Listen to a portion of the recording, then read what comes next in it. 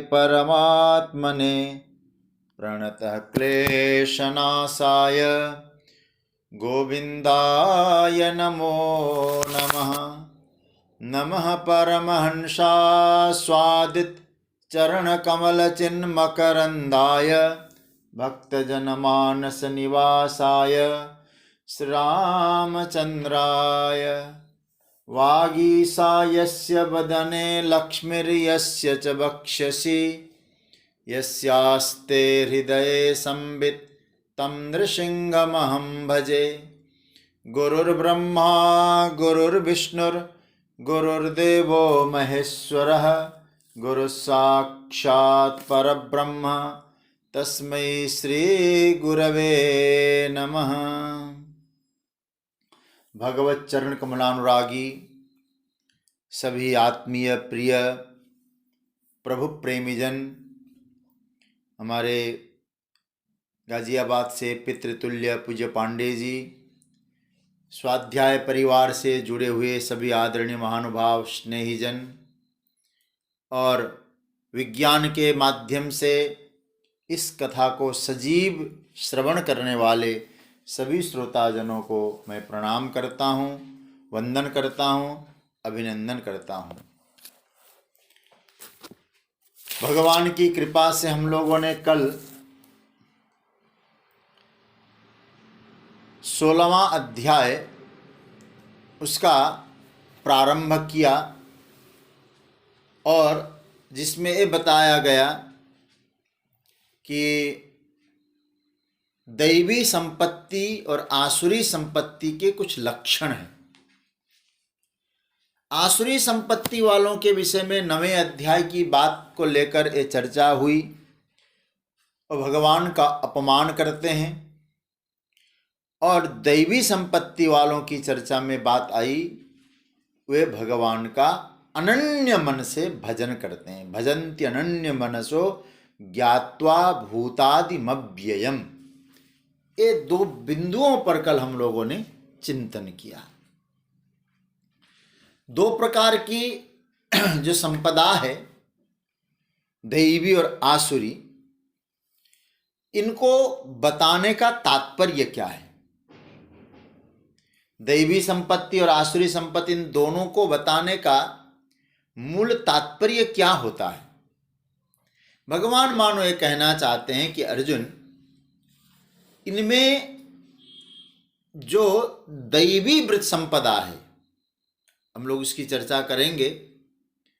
दैवी संपदा है, जो 26 उसके तत्व बताए हैं, उसे तो अपनाना चाहिए और उस मार्ग पर साधक को चलना चाहिए। जो परमात्मा ने जिस मार्ग का चयन किया है, बताया है, उस मार्ग का हमको सहज स्वीकार करके चलना होगा।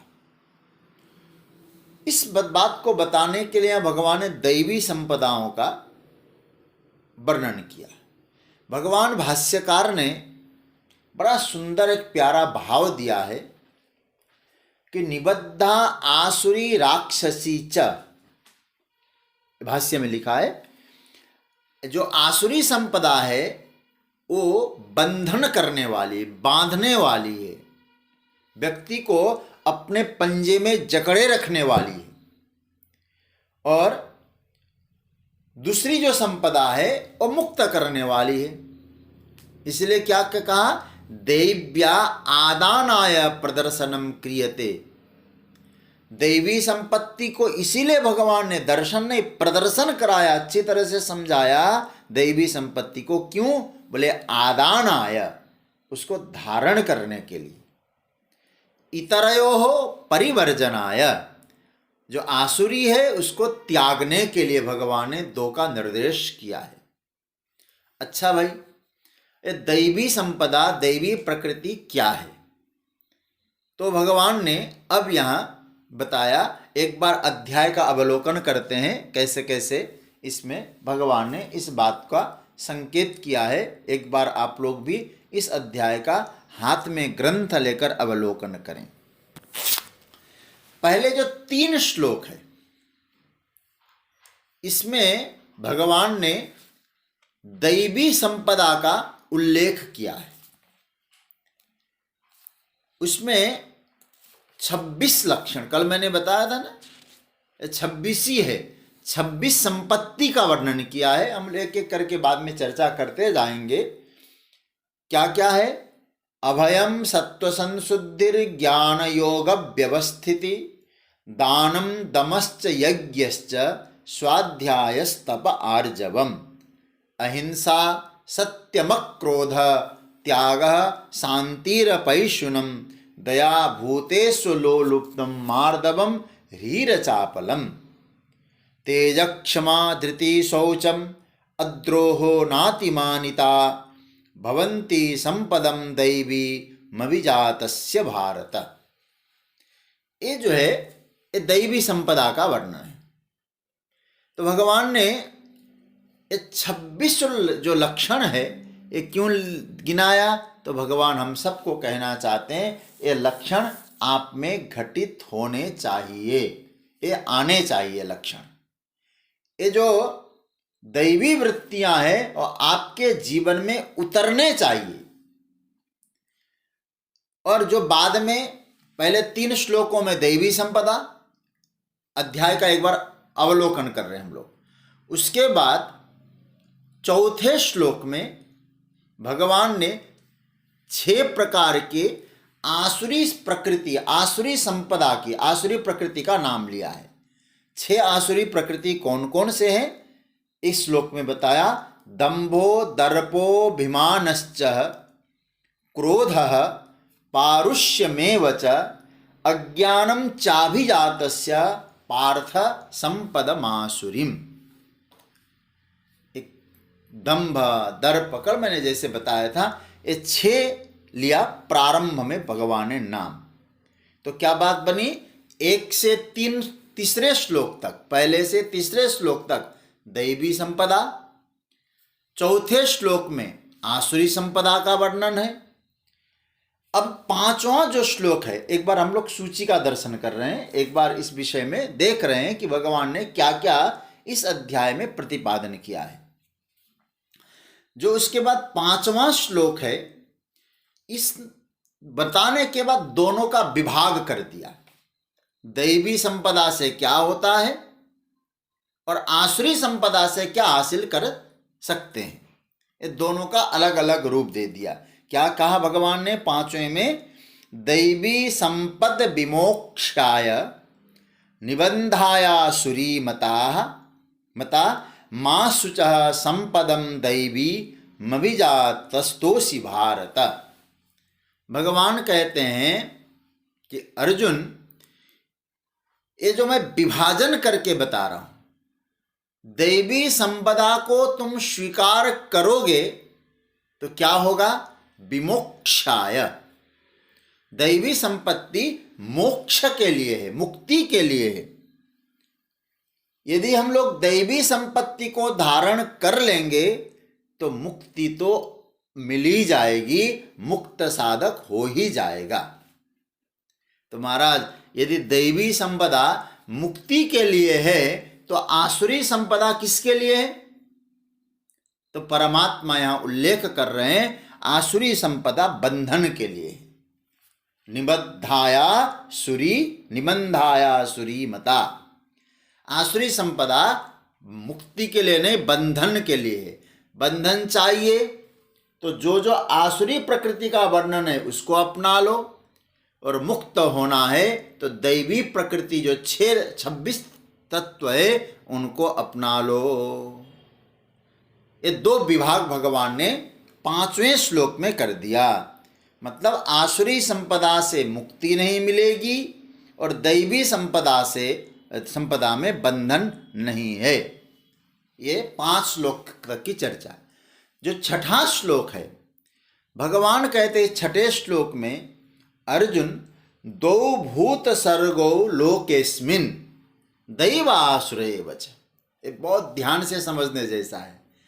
आज से नहीं है, ये पुराने जमाने से। कब से? बोले सर्गो, सृष्टि का जब से प्रारंभ हुआ है तब से दोनों प्रकार की वृत्ति चलती आ रही है। इसलिए कई बार हम लोग क्या कहते हैं, जमाना खराब हो गया, पहले ऐसा था, आज ऐसा नहीं है। लेकिन एक बात बताऊं, आज जैसा पहले भी ऐसा ही था, केवल बातें हम लोग बनाते हैं। और भगवान कहते सर्गौ, जब से सृष्टि का प्रारंभ हुआ तब से दोनों वृत्तियां जागृत रही। जहां राम है वहां रावण है, जहां प्रहलाद है वहां हिरण्यकशिपु है, जहां विभीषण है वहां रावण है। तो भगवान यहां एक कहना चाहते हैं, ये अर्जुन, एक क्या है, बोले प्राणी की जो सृष्टि है, जगत क्या है। देखो, जगत को कहते द्वंद्व।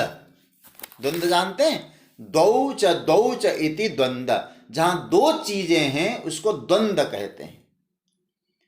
जैसे बल्ब भी आपको जलाना है, दो प्रकार के तार की जरूरत है। तो जब जगत ऐसा है कि आप सोचें कि एक ही प्रकार के रूप से जगत चले, तो नहीं चलने वाला है। जगत में भिन्नता रहेगी। क्या है, भगवान यहाँ स्पष्ट करना चाहते हैं, ये जगत का स्वभाव है, जगत का दोष नहीं है कि यहाँ बुरे लोग भी होंगे, आसुरी लोग भी होंगे। ये जगत का दोष नहीं है, जगत का स्वभाव है। तो भगवान यहाँ ये बताना चाहते हैं, इसलिए तुम किसी को कोसना बंद करो। आसुरी संपदा क्यों बनी है, इसकी अधिक चिंता मत करो। तुम केवल दैवी संपदा को स्वीकार करो, क्योंकि ये जगत का स्वभाव है। दोनों प्रकार की वृत्तियां यहाँ रहती है। ये भगवान ने ये बात कही। अब उसके बाद तो आप समझ रहे होंगे बात। 3 श्लोकों में दैवी प्रकृति, चौथे श्लोक में आसुरी प्रकृति का वर्णन किया, और 5वें श्लोक में दैवी प्रकृति और आसुरी प्रकृति का विभाजन किया। 6ठे श्लोक में भगवान ने कहा दैवी प्रकृति और आसुरी प्रकृति अनादि काल से चली आ रही है, इसलिए दोष नहीं है, जगत का स्वभाव है। उसके बाद भगवान ने 7वें से लेकर 18वें श्लोक तक, देखिए यहाँ 7वें श्लोक से लेकर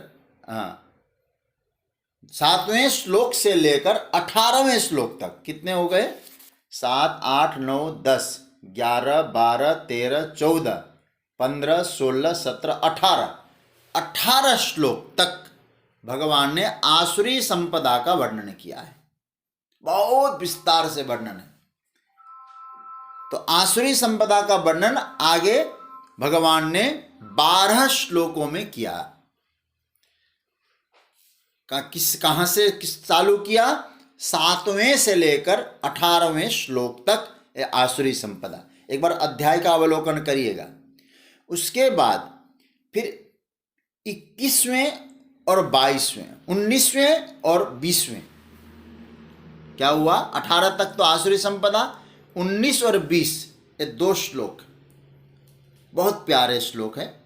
तो उसमें क्या बताया, आसुरी संपदा को स्वीकार करने वालों की गति क्या होती है, ये भगवान ने बताया। देखिए भगवान कहते हैं तानहम द्विशतः क्रूरान संसारेषु नराधमान् क्षिपाम्य जस्रमशुभान् आसुरीष्वेव योनिषु आसुरीं योगिमापन्ना मूढ़ा जन्मनि जन्मनि माम प्राप्यैव कौन्तेय ततो यान्त्यधमां गतिम। अधम गति को प्राप्त होते हैं जो आसुरी संपदा वाले लोग हैं। ये भगवान ने गति बताया, आसुरी संपदा में रहने वालों की गति 19वें में और 20वें। उसके बाद 2 श्लोक 21 और 22 भगवान ने हम सबको एक प्रकार से सावधान किया और सलाह दिया। क्या कहा भगवान ने, सलाह दी कि हमको कैसा आचरण करना चाहिए। दैवी संपत्ति वालों के बारे में बताया, आसुरी संपत्ति वालों के बारे में बताया, और आसुरी संपदा वालों की गति बताकर भगवान कहते हैं अब तो तुमको स्पष्ट कर दिया तुम्हारा आचरण कैसा होना चाहिए, इस पर तुम लोग विचार करो। तो भगवान ने कहा क्या कैसा आचरण है, आचरति आत्मनः श्रेयः। 22वां श्लोक। श्रेय मतलब यदि आप कल्याण चाहते हैं तो कैसा आचरण करें, ये भगवान ने कह दिया है। तो उसके बाद फिर अंत में जो 2 श्लोक है, 23वां और 24वां, परमात्मा ने अर्जुन को माध्यम बना के कहा कि तुम अपनी वासना के शासन में रहते हो या शास्त्र के शासन में रहते हो। अर्जुन, तुम वासना के शासन में रहना बंद करो, फिर शास्त्र के शासन में रहो। ये भगवान ने यहां स्पष्ट किया है। ये ध्यान देने जैसी चीज है, क्योंकि प्रयास करना चाहिए हमको कि हम किसी के अनुशासन में रहें, अपने रुचि के अनुसार अपने मन मर्जी से न जिए। इसलिए भगवान क्या कहते हैं, यह शास्त्र विधिम उत्सृज्य। बहुत प्यारा, गजब का है भैया। तो यह शास्त्र, 2 श्लोक तो सोने के अक्षरों में मढ़ के लिखना चाहिए, रखना चाहिए। यह शास्त्र विधिम उत्सृज्य वर्तते कामकारतः न स सिद्धिमवाप्नोति न सुखम न पराम गतिम। भगवान ने कहा कि अर्जुन, वर्तते कामकारतः, वर्तते आचरते, शास्त्र विधि का उल्लंघन करके जो आचरण करते हैं, कैसा आचरण, कामकारतः, मतलब कामकारतः कामना के अनुसार वो आचरण करते हैं। देखो याद रखना प्रिय स्वजनों, शासक तो 2 ही होंगे, शासक तो एक ही होगा। या तो शास्त्र के शासन में रहें या आप वासना के शासन में रहें, ये मर्जी हमारी है। हम किसके शासन में रहना पसंद करते हैं? शास्त्र के शासन में रहने के लिए भगवान निर्देश दे रहे हैं। कामना के कीड़े बनकर जीवन मत जीना अर्जुन, शासक शास्त्र को बनाना।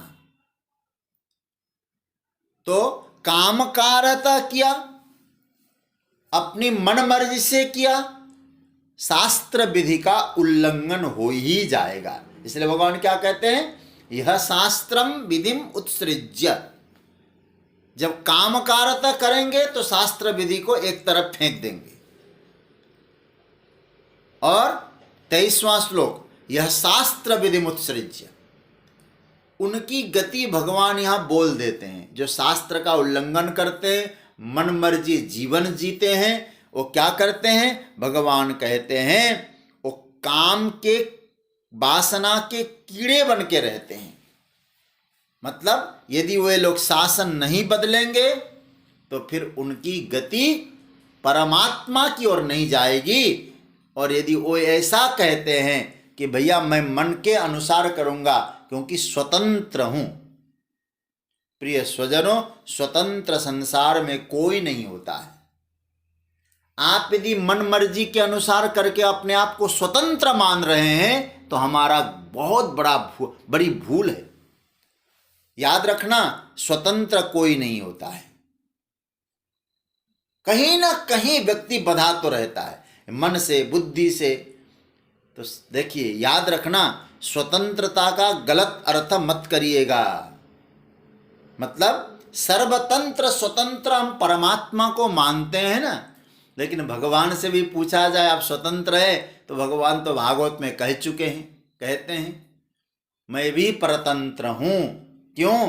बोले अहम भक्त पराधीनो यह स्वतंत्र इव द्विज, मैं भक्त के अधीन रहता हूं। कहने का अर्थ है शासन के अनुसार, शास्त्र शासन के अनुसार रहते हैं या वासना के शासन के अनुसार रहते हैं। जीवन कैसा है भगवान ने स्पष्ट कह दिया। जो शास्त्र विधि का उल्लंघन करके कामना के कीड़े बनकर रहते हैं उनको क्या मिलता है? कोई सफलता नहीं मिलती। न स सिद्धिमवाप्नोति, अच्छा सफलता नहीं मिलती, सुख न सुखम, सुख भी नहीं मिलता। अच्छा गति, बोले न पराम गति, गति की तो बात ही न करो। तो इसका भगवान क्या कहना चाहते हैं? आसुरी संपदा में रहकर शास्त्र विधि का उल्लंघन करके जो मनमर्जी से जीवन जीते हैं, उनके बारे में ठाकुर जी ने स्पष्ट कह दिया, उनको न सफलता मिलेगी, न सुख मिलेगा, न मरने के बाद परम गति की प्राप्ति होगी।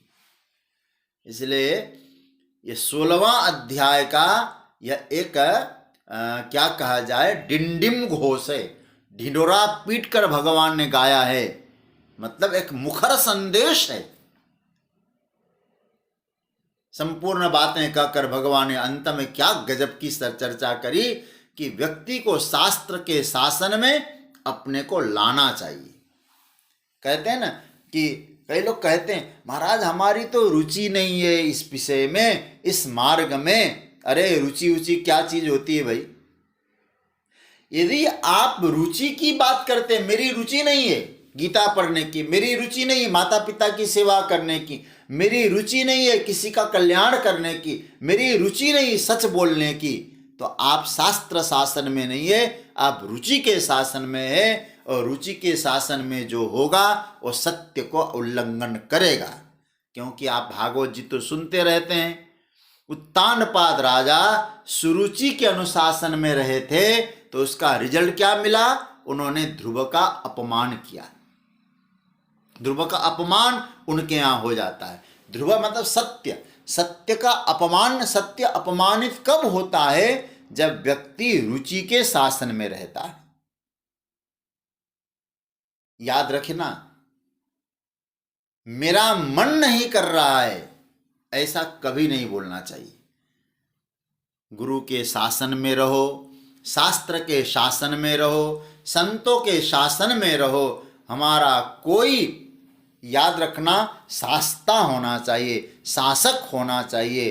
अतः भगवान अंतिम 24वें श्लोक में उसका सार बता देते हैं। ये 23वें श्लोक में तो भगवान ने कह दिया, जो शास्त्र विधि का उल्लंघन करके मनमर्जी आचरण करते हैं, उनको न सफलता मिलेगी, न सुख मिलेगा, न परम गति की प्राप्ति होगी। तो ये सावधान किया। अब 24वें श्लोक में ठाकुर जी क्या कहते हैं? तस्मात् शास्त्रम प्रमाणम ते। आहा, ये पाठ कर लीजिएगा, मैं बोलूं फिर आप भी बोलिएगा, बहुत अच्छा लगेगा। तस्मात् शास्त्रम प्रमाणम ते कार्य व्यवस्थितौ ज्ञात्वा शास्त्र विधानोक्तम कर्म कर्तुमिहार्हसि। देखिए भगवान ने अंतिम बात कहते समय क्या कहा इस अध्याय का? तस्मात्। तस्मात् शब्द का अर्थ होता है इसीलिए। मैंने तुमको दैवी संपदा बताया, आसुरी संपदा की चर्चा करी, आसुरी संपदा में रहने वालों की गति बताई, तुमको सावधान किया, शास्त्र मर्यादा की चर्चा की, इसीलिए। इसलिए का अर्थ होता है तस्मात्, इसलिए। देयरफॉर अगर कोई जीव अपना भला चाहता है तो आपको क्या करना चाहिए? भगवान कहते रुचि प्रमाण न बने, शास्त्र प्रमाण बने। हमारे मन में आया है इसलिए कर रहा हूं, नहीं। रुचि प्रमाण है, शास्त्र प्रमाण। धर्म ने क्या कहा, शास्त्र ने क्या कहा, इसका प्रमाण होना चाहिए दैवी संपदा वालों को। अच्छा, एक प्रश्न उठ सकता है, मैं कैसे निर्धारण करूं कि मुझे क्या करना चाहिए? अरे मुझे रुचि हो तो मैं करूं, मेरा पसंद नहीं है तो मैं न करूं, ये तो और गलत हो जाएगा। देखिए याद रखना, मेरी इस काम को करने में रुचि हो तो मैं करूं, इस काम को करने में मेरी रुचि नहीं है इसलिए मैं नहीं कर रहा हूं, तो ये तो बहुत भयंकर गलती है सज्जनों। क्योंकि ठीक है, मेरी रुचि क्या है? बोले अभक्ष्य खाने की है, गलत दृश्य देखने की है। मेरी रुचि किस में नहीं है? बड़ों की सेवा करने में नहीं है, भगवान की आराधना करने में नहीं है। नहीं, साधक को ऐसा कभी नहीं सोचना चाहिए। साधक को क्या सोचना चाहिए? यह शास्त्र सम्मत है इसलिए मुझे करना है, धर्म ने बताया है इसलिए मुझे करना है, यह शास्त्र विरुद्ध है इसलिए मुझे नहीं करना है। शास्त्र विरुद्ध मतलब धर्म विरुद्ध है, यह शास्त्र शासन है। शास्त्र के शासन में कैसे रहना है सज्जनों? शास्त्र के शासन में रहने का तरीका है, यह शास्त्र ने कहा है मुझे करना है, यह नहीं कहा, करने को मना किया है इसलिए मुझे नहीं करना है, ये इसका बताया गया है। तो कार्य में और अकार्य में देखिए क्या भगवान बढ़िया बात कहते हैं। कार्या, पुस्तक देखिए, कार्या कार्य व्यवस्थितो, कार्य का मतलब जो करने योग्य, और अकार्य मतलब जो नहीं करना चाहिए। इसलिए तस्मात् शास्त्रम प्रमाणम ते कार्याकार्य व्यवस्थितो। किसी ने कहा, भगवान तो यहाँ ये कह रहे हैं ना कि शास्त्र के शासन में रहो, धर्म के शासन में रहो। किसी ने कहा मुझे तो शास्त्र नहीं आता, मैं क्या करूं? भगवान इस बात को नहीं मानते। आप कहो मुझे शास्त्र नहीं आता इसलिए मैंने ऐसा आचरण किया, भगवान इसको बिल्कुल नकार देते हैं, तुम गलत हो। क्यों? भगवान कहते हैं बुद्धि दे रखी है तुम्हें। किस लिए दे रखी है बुद्धि? इसलिए बुद्धि दे रखी है तो ज्ञात्वा, देखो क्या बढ़िया शब्द है, ज्ञात्वा शास्त्र विधानोक्तम, ज्ञात्वा जान करके, शास्त्र विधिना विधिनोक्तम ज्ञात्वा। तुम जानो तो सही इस विषय में शास्त्र ने क्या कहा है, ये जानना बहुत जरूरी है। आप ये मत कहिए कि मुझे नहीं मालूम। मुझे नहीं मालूम है एक कहने से छूट नहीं मिलने वाली है। अब सोचिएगा जरा, आप समझेंगे जानेंगे तो आपको ज्ञान हो जाएगा उसका। अच्छा, याद रखना, ये जो अज्ञान है वो आपका पोषण कभी नहीं करेगा। आप कहो कि मुझे नहीं मालूम था, इससे नहीं बनेगा। कोई बिजली का प्लग हो, उस प्लग में उंगली डाल दे और उंगली डाल के कहे बिजली ने झटका दे दिया और कहे कि भैया मुझे तो मालूम नहीं था। हाँ? एक कहने से क्या आपका अज्ञान बिजली से बचा पाएगा? बिजली के झटके मारने से बचा पाएगा? अज्ञान कभी भी रक्षक नहीं होता है प्रिय स्वजनों। अज्ञान को समझना, भगवान ने बुद्धि दी है, विवेक दिया है। शास्त्र को समझिए, पढ़िए, जानिए, पढ़ना नहीं, समझना नहीं और आप कहो मुझे नहीं मालूम। भगवान कहते गलत है। दैवी संपदा वाले शास्त्र मर्यादा में रहते हैं। अच्छा सोचिए, किसी ने कहा मैंने विष पी लिया, मुझे नहीं मालूम था कि विष मारता है, अनजाने में पी लिया इसलिए विष ने मुझे क्षमा कर दिया। नहीं, विष को जानो ज्ञात्वा। जब जानेंगे तो ही तो रह पाएंगे। आपको मालूम है कि सर्प डसेगा तो मरेंगे, सर्प से बचते हैं कि नहीं बचते? तो शास्त्र को भी जानना है। इधर चलेंगे तो कल्याण होगा, जानेंगे तो ही तो चलेंगे। आप सोचिएगा जरा, आप लोग यदि ऐसे ही रह जाते कि गीता के विषय में क्या मालूम कैसा है, आप लोग अध्ययन किए हैं, इतने दिनों से अध्ययन कर रहे हैं तो आपको मालूम पड़ रहा है, जान रहे हैं। आप लोग नहीं समझते, जानने का प्रयास ही नहीं करते तो आप गीता को कैसे समझ पाते? एक आग्रह है यहाँ, भगवान का एक संदेश है कि व्यक्ति अधिकतम प्रयास करे, अपनी ओर से खूब प्रयत्न करे कि हम लोग शास्त्र के शासन में ही रहें, कर्तव्य के विषय में शास्त्र के मत का अनुपालन करें। यदि नहीं मालूम है तो पूछें, जानें, विवेक से चिंतन करें, क्योंकि जानना हमारा कर्तव्य है। सदा अज्ञानी नहीं बनना है। भगवान को बिल्कुल पसंद नहीं है कि हम अज्ञानी बने रहें, इसलिए भगवान कहते बुद्धि है ज्ञात्वा, जानो। और जानो, इस एक मंत्र पहले भी आया है, क्या लिखा है, आचरति आत्मन श्रेय, 22वां। मतलब अगर मैं कहूं कि श्रेय चाहते हो, कल्याण चाहते हो, केवल कहने मात्र से बात सिद्ध नहीं होगी, उसको प्रमाणित करिए। कैसे प्रमाणित करिए? बोले यदि आप ये चाहते हैं कि मैं तो इस मार्ग में चलना चाहता हूं, क्या प्रमाण है आपके पास? भगवान कहते हैं त्रिविधम नरकस्येदम द्वारम नाशनमात्मनः कामः क्रोधः तथा लोभ तस्मात् एतत् त्रयम् त्यजेत। इनसे मुक्त होना है, काम क्रोध लोभ से। इनसे जो मुक्त है वही श्रेय का, कल्याण का आचरण कर सकता है। इसका थोड़ा उल्टा करके देखिए, जो एतैर न विमुक्त स आत्मनः श्रेय आचरितुम न समर्थ, वह तो अपनी हानि करेगा, अपना नुकसान करेगा। नाशनम आत्मना, ए आत्मा को नाश करने वाले। फिर कहूं आचरण करो, शास्त्र को जानो और शास्त्र के अनुसार आचरण करो। फिर कहूं, बार बार कहूंगा, शास्त्र को जानना बहुत जरूरी है। 16वां क्षेप सा हो गया था,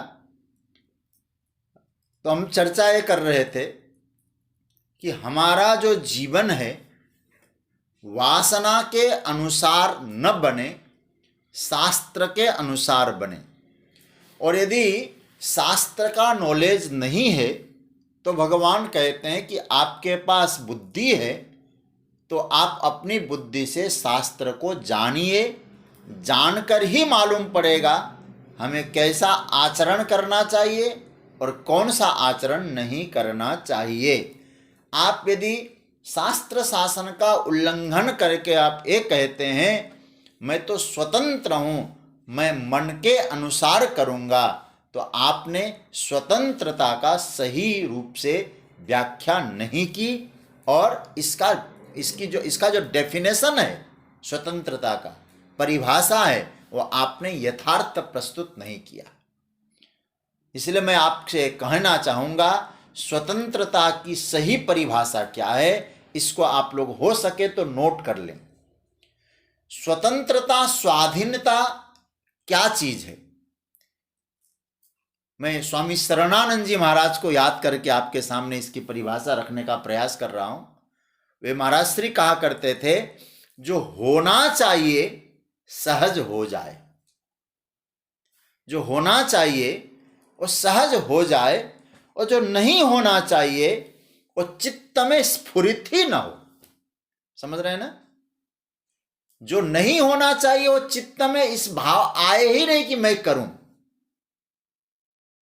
मतलब यही वास्तविक स्वतंत्रता है। मैं रिपीट कर रहा हूं, जो होना चाहिए वो सहज हो, जो नहीं होना चाहिए उसका भाव चित्त में कभी आए ही नहीं, मन में कभी आए ही नहीं, स्फुरित ही न हो, उसका नाम है स्वतंत्रता। अब मैं उसको थोड़ा सा निचली श्रेणी में आपको ले जाना चाहूंगा।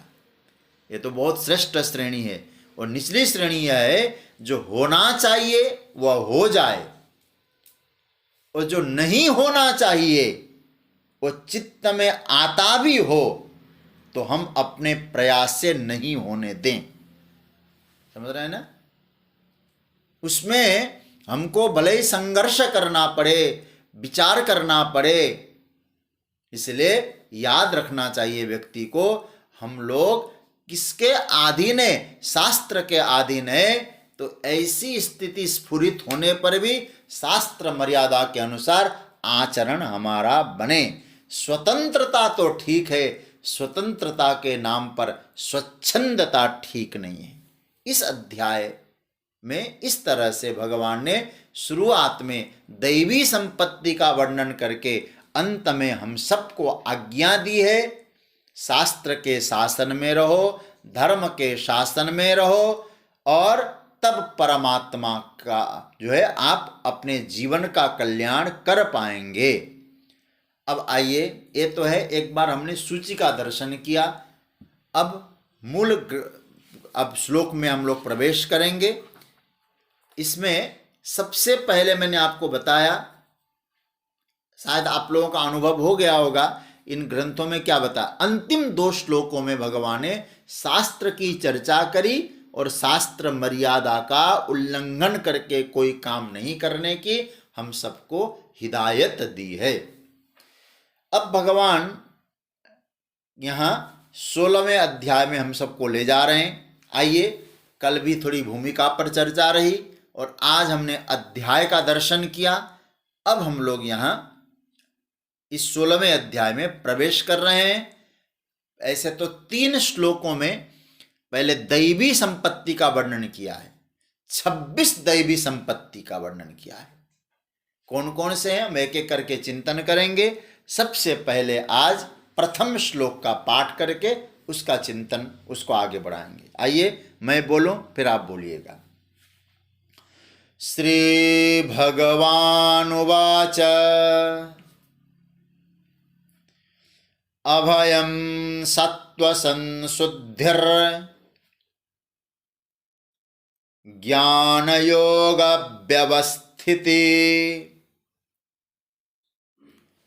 दानं दमश्च यज्ञश्च स्वाध्यायस्तप आर्जवम्। हालांकि इसका अन्वय बड़ा सरल है। अन्वय यह है, अभयम सत्व संशुद्धि ज्ञान योग व्यवस्थिति च दानम दमः यज्ञ स्वाध्याय तपः च आर्जवम्। इस अर्थ भी सरल ही है। अभयम, भय का सर्वथा अभाव, निर्भयता पहला दैवी लक्षण है। उसके बाद सत्व संशुद्धि। सत्व संशुद्धि का अर्थ है कि अंतकरण की पूरी तरह से निर्मलता, पूर्ण निर्मलता। ज्ञान योग व्यवस्थिति, तत्व ज्ञान को पाने के लिए, तत्व ज्ञान के लिए ध्यान में दृढ़ता पूर्वक स्थिति। च मतलब और, दानम सात्विक दान, दमः इंद्रियों का संयम, यज्ञ, यज्ञ का मतलब यज्ञ, स्वाध्याय ये स्वाध्याय, तपः स्वधर्म पालन करने के लिए कष्ट आने पर सहन करना। स्वधर्म पालन के लिए कष्टों का सहन करना ये तप है। च मतलब और, आर्जवन मन वाणी और शरीर से आप सरल बनो, इसका नाम है आर्जवम। तो पहला जो मंत्र दिया भगवान ने दैवी संपत्ति में, उसका नाम है अभयम, निर्भयता। अभय होना मतलब भय का पूरी तरह से अभाव रहना।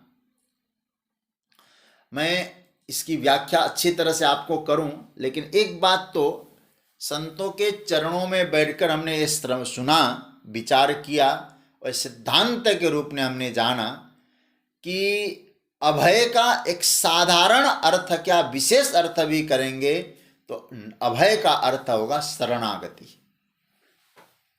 मतलब भगवान पर पूर्ण भरोसा, उसी का नाम है अभय।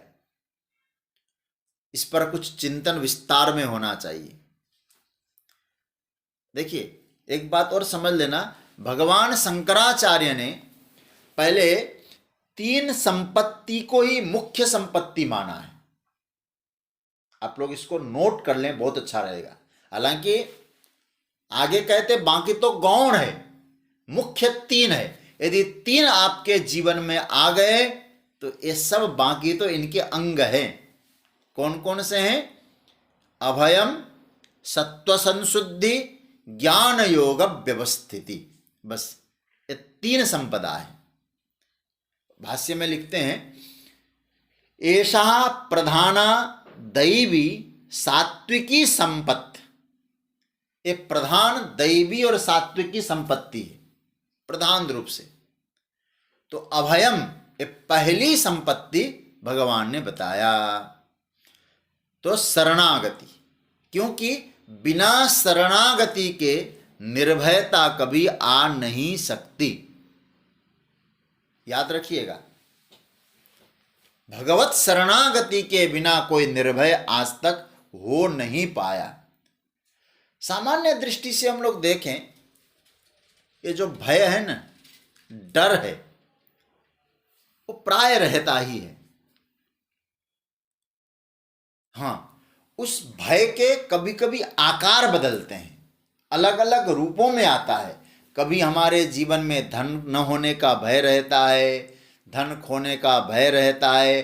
कभी जीवन में स्वयं को असुरक्षा की भावना से ग्रसित होकर भयभीत हो जाते हैं। कभी कभी योगक्षेम का अभाव भी होता है। हम सभी मनुष्यों के जीवन में रहता है ये बातें।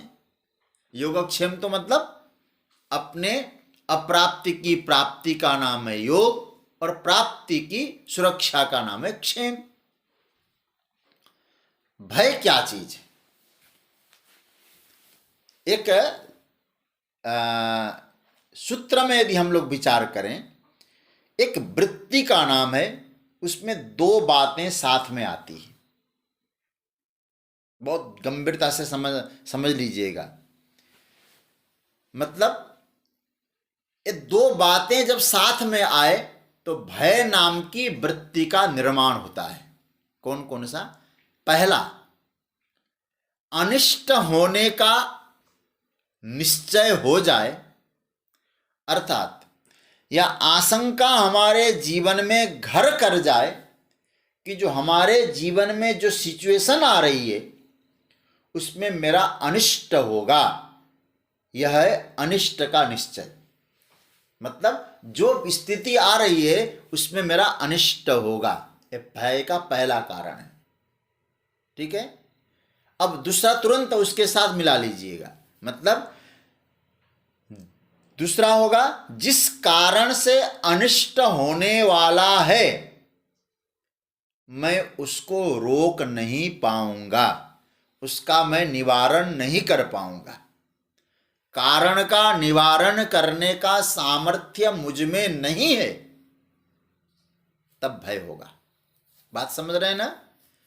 अनिष्ट की आशंका मालूम पड़े, जो कंडीशन है, जो परिस्थितियां हैं, वो परिस्थितियां आ रही है, इसमें मेरा अनिष्ट होगा। दूसरा, मैं उस परिस्थिति का मुकाबला करके उस अनिष्ट को दूर कर नहीं पाऊंगा, ये स्वयं में असमर्थता। ये दो कारणों से भरे। जैसे मैं आपसे आप उदाहरण के तौर पे कहूं, इसलिए मैंने आपको कहा था इसको समझने के लिए थोड़ी गंभीरता से आप समझ लीजिएगा। रात्रि में हम कहीं यात्रा कर रहे हैं, उधर से कुछ लोग आते हैं। आप उनके चाल से, उनके व्यवहार से, चलने के स्थिति से, कुछ हाथ में हथियार इत्यादि देखकर अनुभव हो जाता है ये बदमाश है। हमें मालूम पड़ गया। और वे लोग संख्या में हमसे अधिक है, मैं अकेला हूं, उनसे मुकाबला मैं कर नहीं सकता। आपको असमर्थ का बोध हुआ कि नहीं? तो ये लोग आ रहे हैं, ये अनिष्ट की आशंका है, मैं इनका मुकाबला कर नहीं पाऊंगा, ये असमर्थता का बोध है। तो क्या हुआ आपके जीवन में? भय की उत्पत्ति हो गई। समझ रहे होंगे बात को। उस समय आपके जीवन में भय हो गया। अच्छा, भय फिर कितना होगा भाई? कितनी मात्रा में भय होगा? याद रखना, अनिष्ट की मात्रा कितनी है। चलिए मान लेते हैं, जैसे उदाहरण के तौर पे आपके पास 5,000, 10,000, 20, 50,000 है, लाख है। आपको याद रखना, उसी के अनुसार भय होगा। अधिक आपके पास है कुछ तो भय अधिक होगा, कम है तो कम होगा। अच्छा सोचिएगा जरा, कोई ब्रह्मचारी निहंग चले जा रहे हैं, वहां कोई अनिष्ट होने के लिए कुछ है ही नहीं, तो भय किस बात का भय? कहने का तात्पर्य, अनिष्ट की मात्रा घट जाती है तो भय भी कम हो जाता है। भय की मात्रा बढ़ती है कब? अनिष्ट की मात्रा के बढ़ने से। बुरा मत मानिएगा, इसलिए हम लोग जो संग्रह अधिक करते हैं ना, अधिक संग्रह करने पर अधिक डर भी बना रहेगा, ये स्वाभाविक है। क्योंकि संग्रह अधिक होगा तो खोने के लिए भी बहुत कुछ रहेगा। और मैं तो बार बार कहता हूं, पूरा जीवन दो ही काम में जा रहा है, जो है नहीं उसको पाने में, जो है उसको बचाने में। उसके लिए हम क्या करते हैं? दुश्मनी कर रखी हम लोगों ने, तो उससे ज्यादा भय होगा, क्योंकि उसका अनिष्ट जो होगा, केवल धन का अनिष्ट नहीं होगा, जीवन का भी अनिष्ट हो सकता है।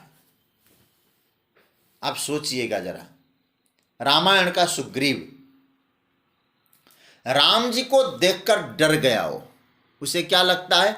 बाली ने भेजा है। भगवत दर्शन में काल दर्शन करने वाला एक अनूठा प्राणी है महाराज सुग्रीव। क्या कहता है? पठवा बाली हो ही मन मैला, भागो तजो तुरत यह सैला।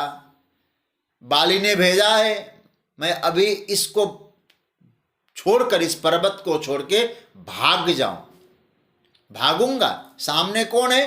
भगवान भयहारी। भयहारी को देखकर भय से भागने की बात कर रहा है। पूरा प्रिय स्वजनों, जो द्वेषी हैं, जो विश्वासघाती हैं, दूसरे के साथ कुछ गड़बड़ कर रखा है, तो उसको जो अनिष्ट का निश्चय होगा, तो समझ लेना उसको अधिक से अधिक अनिष्ट की आशंका होगी। क्योंकि वहां केवल धन की बात तो है नहीं, जीवन की भी बात आती है।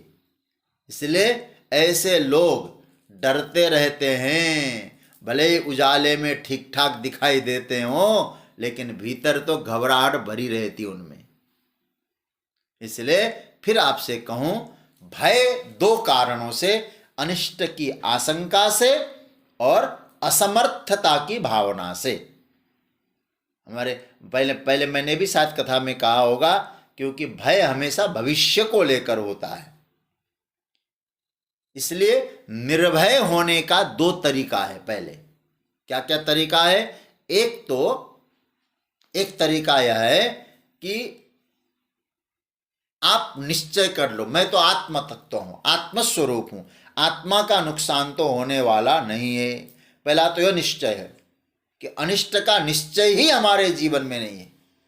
इसलिए तो निर्भयता के हेतु में वैराग्य को बहुत श्रेष्ठ साधन बताया, वैराग्यमेवा भयम। तो क्या चाहिए? आपके जीवन में वैराग्य चाहिए और अपरिग्रह। अपरिग्रह का मतलब ज्यादा संग्रह नहीं करना। किसी को एकांत में रहने का मन हो ना, यदि वो संग्रही वृत्ति उसमें है, तो समझ लीजिएगा वो एकांत का सेवन नहीं कर सकता। इसलिए भगवान ने कहा, योगी युंजीत सततम आत्मा निराशीर परिग्रह। ये भगवान कहते हैं, परिग्रही बने और एकांत का सेवन करें, ये नहीं हो सकता, बड़ा कठिन है। तो वैराग्य, अपरिग्रह, ये सामान्य उपाय है निर्भय होने के लिए।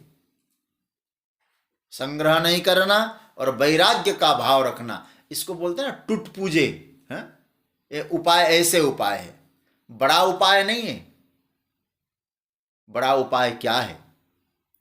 बड़ा उपाय वही शरणागति।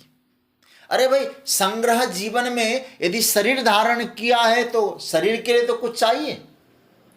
मान लीजिए आप अपरिग्रही बने, एकांत में गए, शरीर को किसी चीज की जरूरत होगी तो आप क्या करेंगे? तो उस समय तो कुछ चाहिए हमको। कबीर सरीखे संत कहते साईं इतना दीजिए जामे कुटुंब समाए, मैं भी भूखा ना रहूं और साधु न भूखा जाए। कबीर सरीखे कहते हैं इतना में कितना चाहिए, बस इसका एक निश्चय कर ले, मतलब इसका इति भी है कि नहीं है। क्योंकि पेट भरते भरते भरते हम लोग खोपड़ी भरने की जो कोशिश करते हैं ना, दुख उसी के कारण आता है, क्योंकि खोपड़ी की भूख भरती नहीं है। इसलिए भागवत में लिखा है संग्रह किया जाता है यावत अर्थ परिग्रह। किसी भी दृष्टिकोण से, किसी भी नहीं कहूंगा, किसी दृष्टिकोण से जो परिग्रह रखना ये आपको निश्चिंत तो बनाता ही है। शरीर है तो कुछ इकट्ठा चाहिए, सर्दी का समय है तो स्वेटर बिना दिक्कत हो जाएगी तो आपको स्वेटर चाहिए। अतः यह पूर्ण अपरिग्रही बनना सबके लिए सुलभ सहज नहीं है। फिर क्या करना चाहिए? अभय फिर क्या कहें? अपरिग्रही और वैराग्य, बोले साधारण उपाय है निर्भय बनने का, लेकिन एक गजब का उपाय है। वो उपाय क्या है? अभय बनने का। भगवान राम सुग्रीव से कहते हैं सखा सोच त्यागहु बल मोरे, सब विधि घटब काज मैं तोरे। भगवान क्या कहते हैं? सुग्रीव तुम सब सोच त्याग दो। क्यों? किसके भरोसे पर त्यागूं? भगवान कहते हैं मेरे भरोसे पर त्याग। सुग्रीव मेरे भरोसे पर त्याग, सखा सोच त्याग हो। मुझे तो ऐसा लगता है सुग्रीव को माध्यम बना के भगवान हम सबको कहते हैं मेरे भरोसे पर तू त्याग दे सब कुछ, क्योंकि मैं सामने खड़ा हूं। बस तू मेरा बन के आगे लड़, बाली से प्रारब्ध से तू कभी पराजित नहीं होने वाला है। तो सबसे बड़ा निर्भयता ये लगता है अभय है, भगवत शरणागति। वही आपको अभय प्रदान कर सकता है।